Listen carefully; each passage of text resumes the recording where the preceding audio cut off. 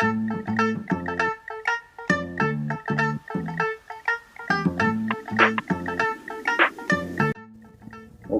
so first lesson today. We're going to be talking about situational awareness. If you're not aware yet, there is a growing trend of a game, I guess you'd call it a game, of people walking up behind folks and punching them in the side of the head when they're not aware.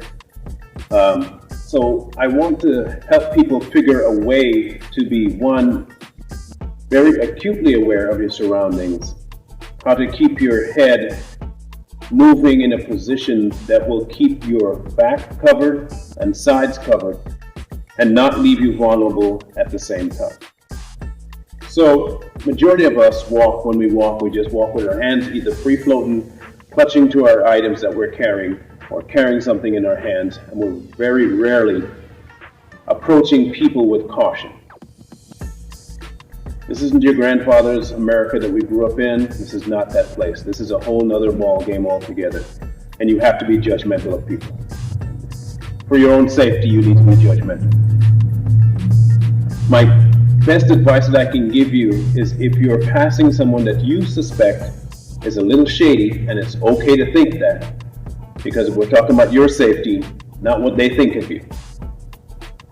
Never pass someone broadside. Meaning, don't ever walk past somebody and just go straight past them. You want to make yourself narrow. You're trying to do two things. Make yourself a harder target in case they are trying to cause you harm. And to keep yourself in a position that will be on the offense, as opposed to trying to look like you're not aware of what's going on. So what I always tell people is, as you're walking by them, just kind of walk by and turn yourself a little bit to the side so that they don't have a broad view of your chest as they're coming by. In case they are trying to stab or they're trying to clutch something, they don't have that avenue to do it. Secondly, if you're walking by them, keep your hands in this position. This position keeps you aware that you can block your face if something happens. You can still reach your arms if you have something going on down here. And you don't have to overreact to try and get your body into the defensive position. So as you're walking by, bring your hands up and just walk by them. Just turn to the side, walk wide if you have to, or strategically just cross the street if you have that option. When passing someone, your job is to not make them aware that you see. So practice using your peripheral. If that means you're slightly turning one direction with your head, but keeping your eyes that way, as you pass somebody, take a quick glance to know how far past you they are, whether or not they turned around, to see whether or not you should speed up your gait, or to deviate from the path that you're going to go to a more safe route. Practicing using this is essential.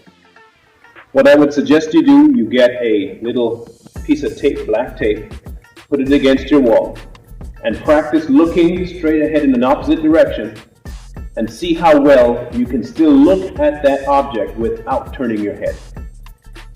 Practice doing that so that you can practice training your eye to see from the side without turning.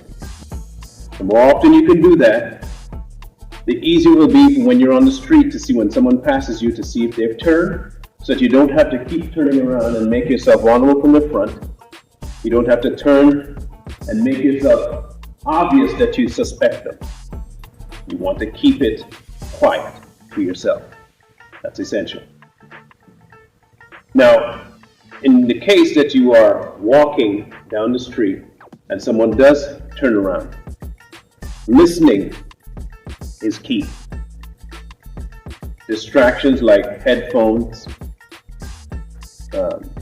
cell phones, they're a distraction for when you're trying to stay safe.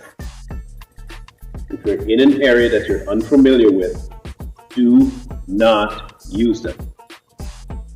Don't present it as some for them to take, but two, to block these off and you don't hear someone walking up behind you. They'll make themselves known. You just have to be listening.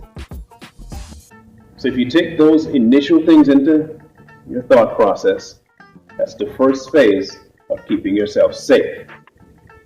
What we're going to tackle in the next coming videos is ways that you can, one, put that into play, and two, select for yourself things that you consider essential so that you don't make the thing that they're trying to take from you more important than your life.